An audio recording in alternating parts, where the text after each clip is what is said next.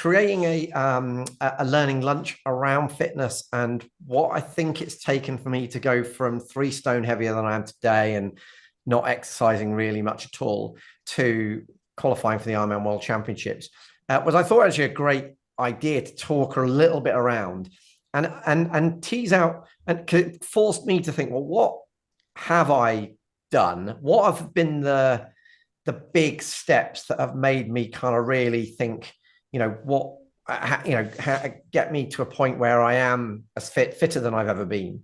And I think ultimately, I'm not sure that I created the presentation that I ended up starting thinking I would do. But hang on, why have I lost? Sorry, I've lost my. Hang on, I just need to. Oh, I'm suddenly at the end of the slides, not the start. So maybe it made me really think about what it was that had actually been the significant parts of that journey and how I'd got there. Because, this is a really important topic. Ultimately, fitness is a significant measure of how long we live and how good a life we live. And so what I started thinking, there's a saying that from Lao Tzu, which is the journey of 1,000 miles begins with a single step. I thought, well, actually, that's really, really important in fitness. It's about taking the first step forward or the first step towards the next goal. And so what I started thinking was, well, actually, most of the key things that I have done in my fitness journey have been triggered by a thought, and almost all of those thoughts were triggered by a book.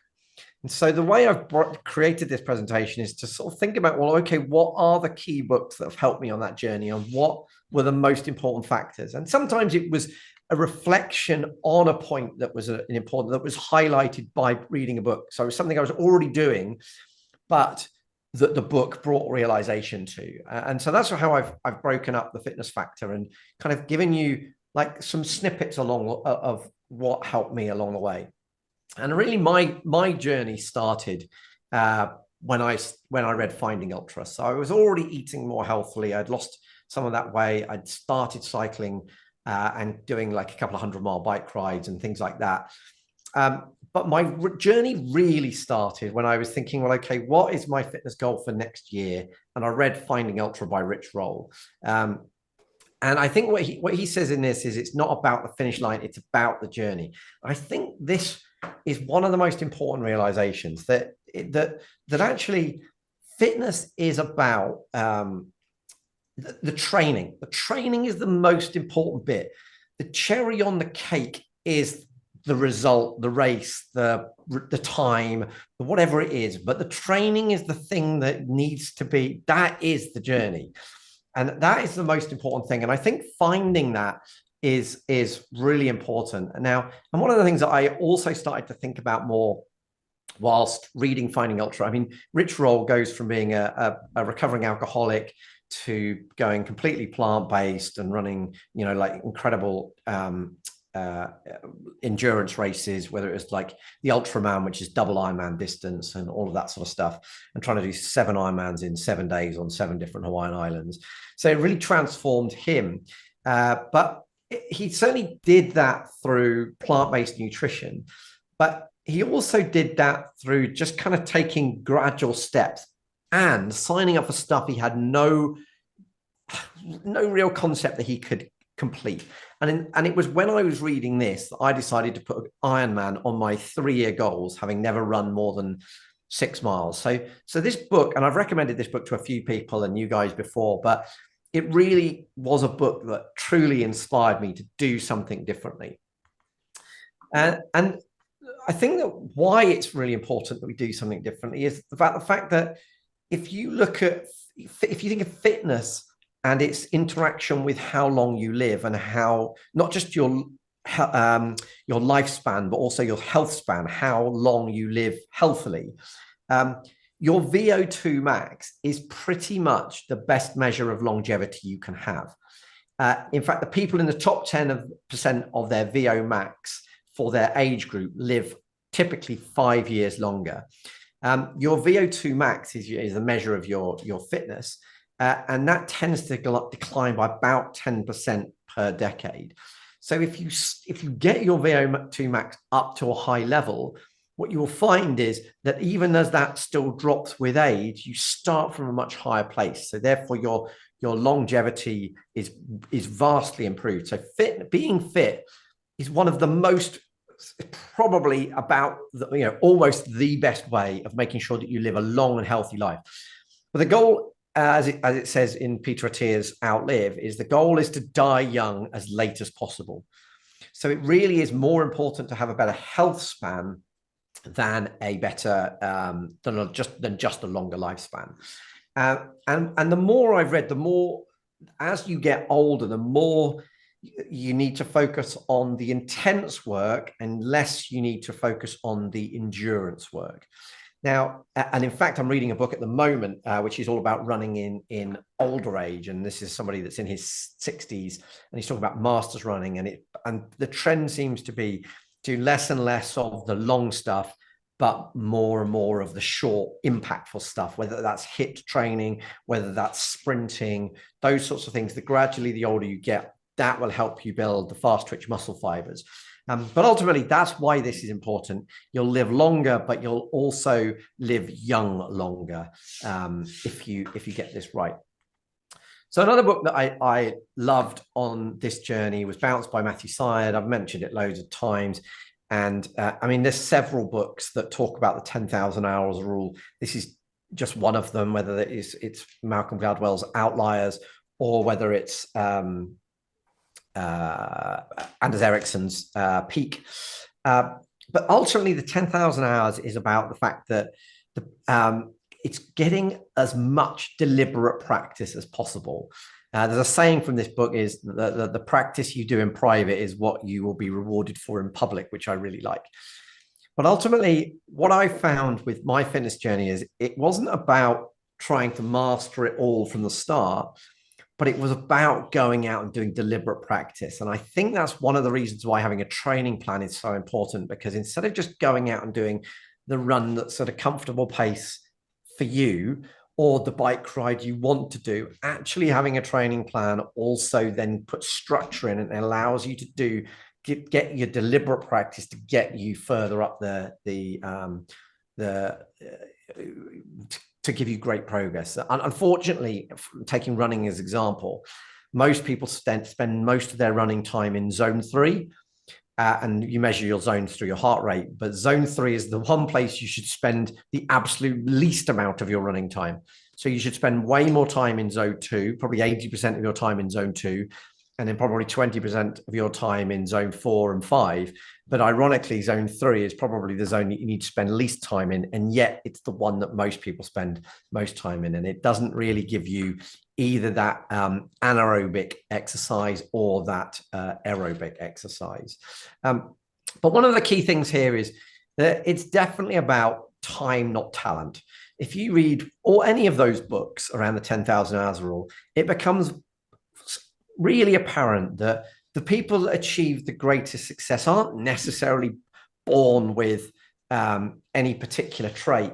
It's about persistency. It's about consistent, focused, deliberate practice. There is clearly some genetics and some inherent talent involved in certain sports. Let's face it, I could practice every hour of every day for the rest of my life and the last 30 years of my life, and I'll probably never make it as an NBA star. But actually, we're not trying to be NBA stars, are we? We're trying to do well. And actually, it's about just putting in the time. And it's not about trying to, it's about getting to that 10,000 hours. But it is about being deliberate in that practice. If you just drive your car, on long distances, you won't become Lewis Hamilton. If you go and learn how to drive properly and you practice that, then you have got a chance of becoming Lewis Hamilton. So one of the best books, I would honestly have said that I always describe running as sport with the fun bits taken out. And one of the best things I ever did was listen to the book Born to Run whilst running. Now, a saying from this book is you don't stop running because you get old, you get old because you stop running. And I've heard it said many, many times, but I see it absolutely. And it kind of reflected in this Richard Asquith book that I'm currently reading.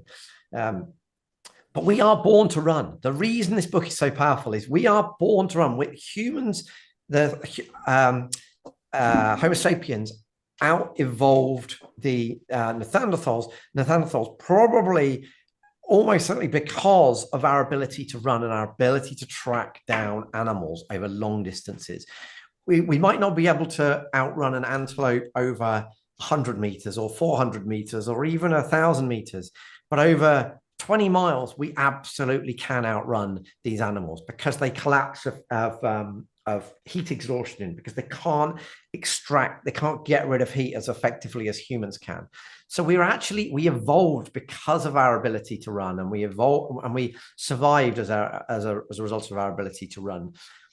But the other thing, so this book kind of weaves that into you, and you feel like you go out and explore. And I remember running whilst reading that book, and I can still picture 2 or 3 of the runs that I did whilst listening to that book.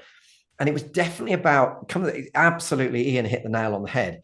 It's about getting out into nature and seeing and exploring and realizing that it's amazing how far your feet or your pedals, your legs and pedaling can actually take you. I remember when I started cycling and I was planning rides, thinking, well, I'll go to that village, this village, that village, and then come back. And I was back in like 20 minutes. I was like, well, okay, so now I've got to think bigger. So then you end up, if you do a 200-mile ride, that is an awful lot of cycling. You see an awful lot of the countryside in 200 miles. Same if you run 20 miles.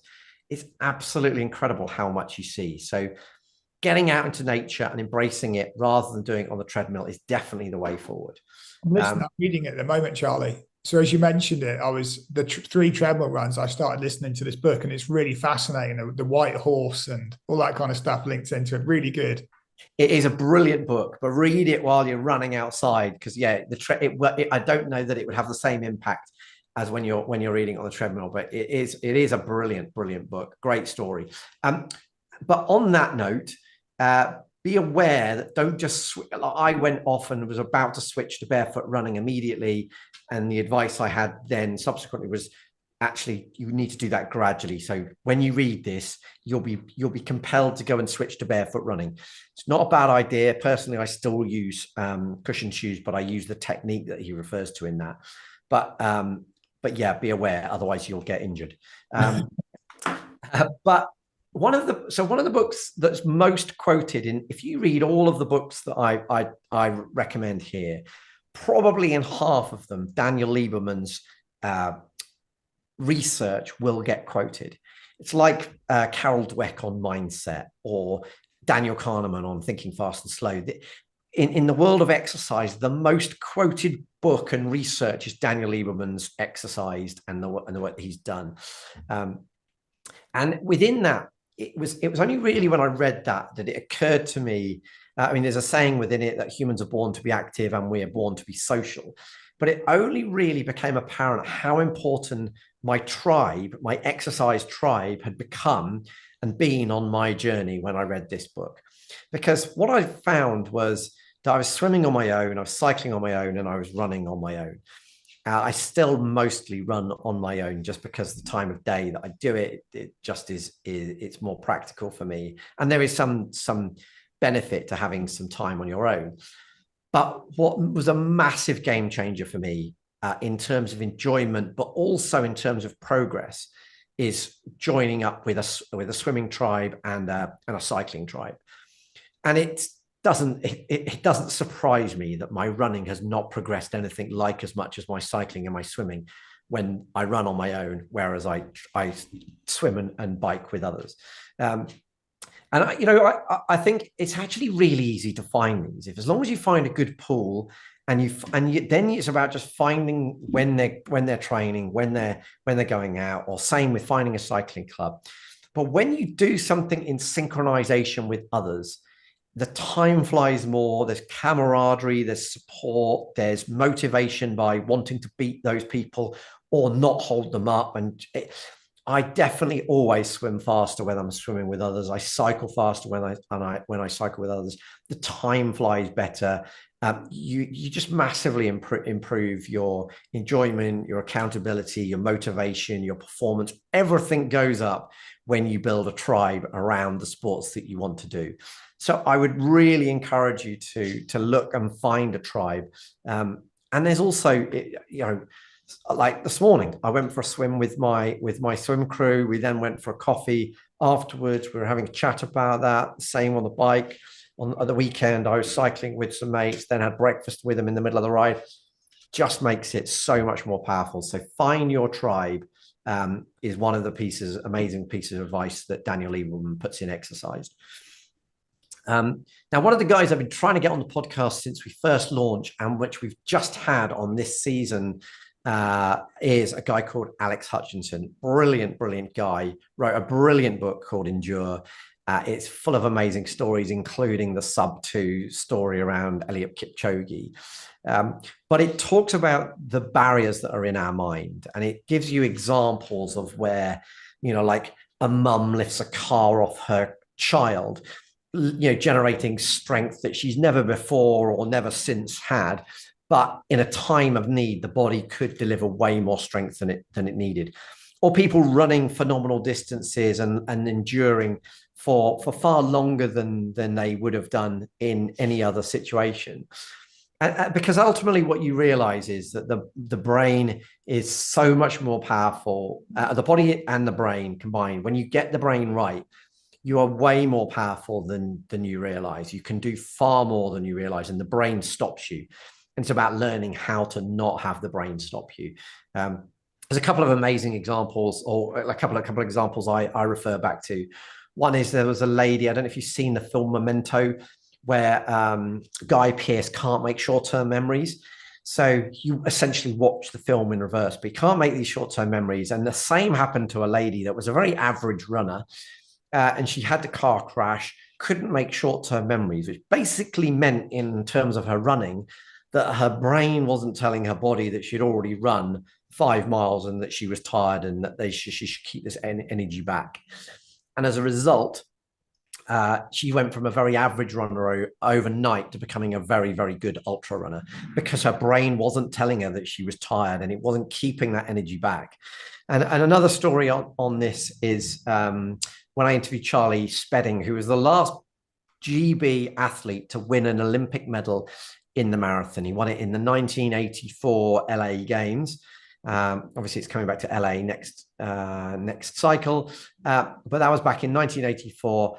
And I asked him, he was running for the gold. He'd set these amazing goals around winning an Olympic medal, and he was running in to get the bronze medal. And he said, when I look back, if I'd needed to do more, I probably could. I couldn't. At the time, I was saying I'm running as fast as I possibly could. And I said, well, if a lion had come out behind you while you're running towards the finish line, could you have gone faster? And he said, without a doubt. So he is trying to do everything he can to win his Olympic medal. And yet if a lion comes out, suddenly the brain goes, here's some extra energy I was holding back to avoid you collapsing. And it's why in ultramarathons, there's so many stories of runners that can barely walk after 60 miles of a 100-mile race. And yet they then put a PB in on the last 10K. It's because the brain is unleashing things. And in fact, you can even game this. So for example, it takes 20 minutes for the sugar that you take on through a gel to get into your digestive system and then get into your blood. So it takes 20 minutes to have any physical effect from taking a gel. And yet, if you take a gel, swill it round your mouth, your brain goes, oh, there's sugar coming, and therefore I'm going to release this extra energy. So if you put a gel in your mouth, swill it around your mouth and spit it out, you'll still get a performance kick in the last 10 minutes of your run, even though the sugars had zero impact. That is the power of the brain. It really is incredible. And it's understanding that the brain can allow us to do more if we don't, Ryan Stramrud used the term excuse magnet. If we don't let the excuse magnet kick in, we can achieve way more than we realize. And also one of the things that I've kind of seems to come back to time and again is the importance of good sleep. You know, I remember when we had when I did my run workshop with Shane Benzie, he said that he was chatting to some Kenyan or Ethiopian runners when he was out studying them, and that he was trying to have a conversation with them while they were resting before they went out did their next session. And one of them just said to him, "Quiet, I'm getting fit." Because they realize that it's actually when they sit down and recover that the body is getting them fit. Not while you're training that you get fit. It's while you give your body the opportunity to recover. It's when the elastic stretches back. And sleep is absolutely key in that. If you want to get fit, you've got to get good quality sleep. Athletes who get 8 hours or more sleep typically they suffer 30% less injuries. And also what you find is if you exercise in the morning, then that allows you to sleep better in the evening. You don't ever exercise within 90 minutes of going to bed, but ideally exercise first thing in the morning, and that way you'll sleep better in the evening and you'll recover more. You'll get more gain out of your fitness efforts, and it's just a self-fulfilling cycle. And that kind of leads nicely onto how the habits are so important in this journey. You don't rise to the level of your goals, you fall to the level of your systems, as James Clear rightly says in Atomic Habits. But it is those small habits when compounded, it feels like it's really insignificant. But for example, let's take eating well. Just staying away from sugar, unless you're in the middle of a long exercise, because sugar at that point is the only thing that's going to fuel you. But staying away from sugar and having good fats, lots of good protein, and slow release carbs, that will be, and lots of vegetables, lots of green stuff. That will, those little habits might not seem that significant, but they'll have a massive impact over time.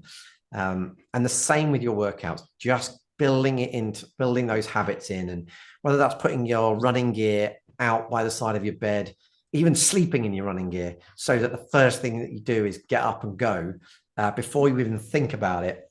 Those habits will make a massive difference. And of course, I've mentioned it many, many times before, but the single most powerful habit that I found in my journey was rising early. So own your morning, elevate your life is what Robin Sharma would say.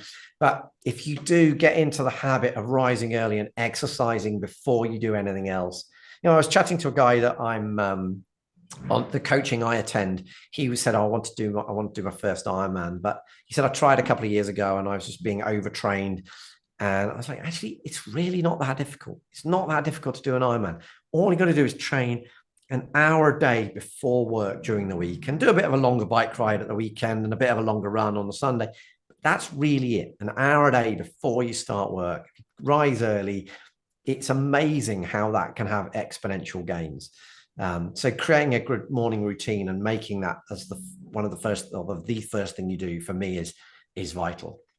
Another guy who just had on the podcast, absolutely brilliant guy, brilliant book, Ultra Marathon Man. I only just recently read it in the lead up to his interview, but it's laugh out loud funny. It's so good. I was trying to do some zone 4 efforts while running, while listening to this, and literally bursting out laughing.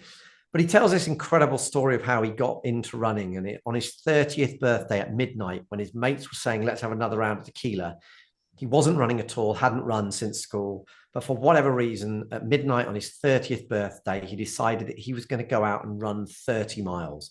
So he literally took his trousers off, ran in his boxer shorts, 30 miles.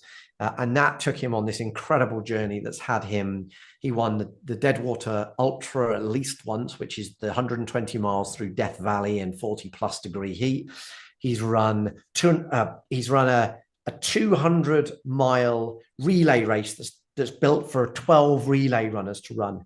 He's run that single-handedly something like 7 times. So that's the full 200 miles non-stop. He's run a 350-mile race non-stop.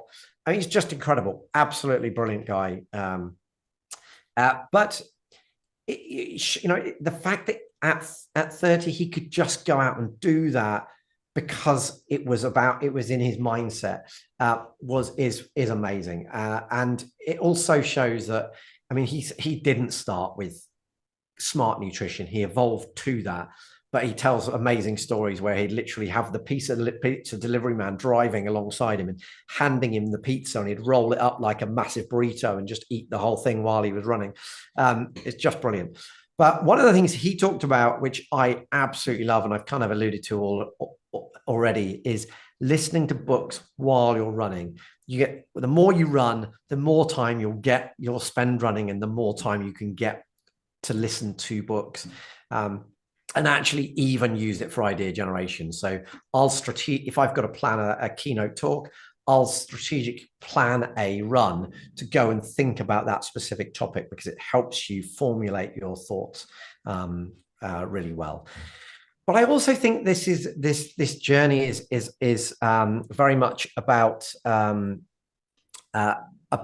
inspiration. And it's about the stories that you hear and find. And one of the most compelling stories is Iron War, the story of Dave Scott and Mark Allen. Mark Allen I've had on the podcast. He tells the story as well, if not better than Matt Fitzgerald, the author of Iron War. But it is an incredible story, and it's unbelievable. And I'd encourage, if you want to find out more about why Ironman is so special, I'd encourage you to read that book. I have talked about creating the importance of creating a training plan and sticking to that so that you train smart. I've mentioned before an AI platform called TriDot. I thought it took me a while to get a link for you to try it. But if you want to try TriDot or RunDot, which is just a run only training plan, I think it'll give you 14 days free. The link is just there, but I'll also get Victoria to share that with you. But you can try it for free. It'll build you your whole training plan. It'll show you, what your run should be, how your run should be broken up, how you put it in, what you should be doing in zone 4, what you should be doing in zone 2. Same with your bike, same with the swim if you want to include those. It's a really good training plan, but it's all built by AI. It's fantastic. And actually, the reason I mention it here is because it was Mark Allen that introduced me to the AI coaching of TriDot. So if you want to build structure around your training plan or through a training plan, I would really recommend you playing around with TriDot and giving it a go. I know my whole year's training plan pretty much, and I can shuffle it around and adjust it. And it obviously adjusts based on my fitness as the year evolves and what I do or don't do. But it plans my whole year up through all my races, and therefore I know exactly what I've got to do and when I've got to do it. So that's something that I would really recommend playing around with if you want to build structure. I think one of the biggest mistakes people make with running is they miss the fact that actually it's much more technical than you realize. People just think, oh, it's a question of sticking on some trainers and off you go. Actually, good running form is really important. People think that you're likely to get injured and do yourself damage running and cause yourself problems with the knees. Actually, the stats show that non-runners are 7 times more likely to get a knee replacement than runners. But it is more likely to happen if you're not using a good run technique. Shane Benzi's book, The Lost Art of Running, is a brilliant book that talks about technique. And it's one of the reasons why I've brought him in to do the November workshop, or the day before the November workshop. He's going to do his run workshop here at the hub. So if you want to learn how to improve your running technique, and it's a brilliant workshop. I've done it before. So he'll spend some time educating on what good looks like, and then he'll go out and film you running, bring you back in and go, this is what you specifically need to improve. Then you go back out, try and do it, he'll film you again. So it's a whole day of improving your technique. It's really, really brilliant and very much worthwhile. He also talks about the importance of the standing desk, as did Dean Karnazes, in terms of long-term fitness and health. So yeah, and if you haven't registered for the run workshop on the 19th of November, with the Trusted Team workshop being on the 20th of November, but you're interested, then let Victoria know. We've got over half of it filled already, but there is still space for more if you want to take one of those places. It'll be maxed out at 12 people. One of the biggest things that was a big thing for me, and a big thing in probably the most talked about topic on the podcast, is the importance of setting big goals. And big goals obviously require big sacrifices, but it's amazing how often when you set a big goal, you actually end up executing it unbelievably accurately. I mean, the fact that I executed the goal to complete my first Ironman seemed like a lunacy and a miracle. So when I completed that Ironman, to put on my long-term goals to qualify for Kona and go to the World Championships, seemed again like utter lunacy. But the fact that I've then qualified for that is like, just never ceases to amaze me. And Mark Beaumont is an incredible example of that. You know, he set his goal to cycle unsupported around the world and beat the world record, and he did that in like almost to the day. And then he went back a few years later with a support team and said, right, I want to do it in under 80 days, and he did it in 79 days. It just never ceases to amaze me how accurately you can execute goals if you put something down and put a line in the sand. And also just think about, what is the exercise bucket list? You know, I have a bucket list, and on that I have a category of exercise things. So I have a list of Ironmans that I want to do that are on my bucket list. I have a list of ultra marathons like Marathon des Sables and the one up to the Everest base camp, all on my bucket list, because these things are just inspiring and amazing things to tick off the list. Two more last points. One is, I really think I talked a lot to Joe DeSena, the founder of Spartan Racing, about resilience for family, but also, you know, why do we need to generate resilience? And he said, look, you know, historically in World War times, let's say, or in the 1920s or whenever it was, life was tough enough. You did not need to generate resilience. You didn't need to go and do Spartan races or Ironmans or ultra marathons, because the rest of life was just tough enough. Whereas now it's not. We live it. If we want to, we can live in a very much a cotton wool wrapped, mollycoddled society. We can not push ourselves. And actually, that not only does that not breed physical resilience, but it doesn't breed mental resilience either. So this importance of breeding resilience and stepping outside our comfort zone, I think, is really important. And I think it's why things like Ironmans and ultra marathons are just exponentially growing, because people see that, you know, when somebody completes an Ironman for the first time, they are never the same again. The person that crosses that Ironman line and hears the words, "You are an Ironman," is never the same as the person that started that race. You've got broader shoulders. You are a different, more confident, more focused person as a result of it. Same with all of the other different endurance events. And so I would really encourage you to do what Joe DeSena said was vitally important, and put a date in the diary. Make sure you've got a fitness date in the diary. Do something that you're not 100% sure you can complete, because whether you do or not, it will make a massive difference to you. I'm just listening to Ariana Huffington's interview on Diary of a CEO, and she said failure isn't the opposite of success, it's a step towards success. I thought that was a brilliant. I really loved that. So pick opportunities to build resilience, because you'll be happier and more confident and better for it as a result.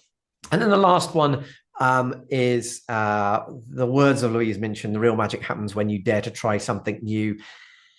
Her book is just lovely about how she decided she was going to try her first triathlon after a BBC thing that they did in the velodrome. She just portrays so well how frightening it is to do something new. And how she basically locks herself in a portaloo at one point, says, "I'm not coming out, I'm not doing it." And her daughter is like, "No, come on, Mummy, you can't drag us out at 3:00 in the morning. So now lock yourself in a portaloo." But it's just brilliant. It's a lovely, lovely book. But, you know, she went from not doing anything of any physical exercise at all to qualifying and representing Team GB in the triathlon. Just phenomenal. And it's because she dared to try. It really is a lovely, lovely story. But ultimately, the message is you just got to try. And whether you succeed or fail, you will succeed. And embrace being scared as well. It's excitement in disguise. Whether you're about to do a presentation, whether you're about to do a triathlon, or you're about to do a longer run, I always think that being scared is excitement in disguise. So that's kind of the things that have helped me on my journey. I just think the books have been such an important part of it. I think if you haven't read all of these books, every one of them would benefit you in different ways. I do have an exercise for you called the fitness factor, which I'm going to get you to do after this rather than during it. But it's just very simple. It's just asking you some key questions around how this presentation was built in terms of, what should you be listening to? What date should you put in the diary? How can you improve your VO2 max? All of those sorts of things. And if you come up with an idea for each of those and set a date for when you're going to do it, I really think you too will have the fitness factor.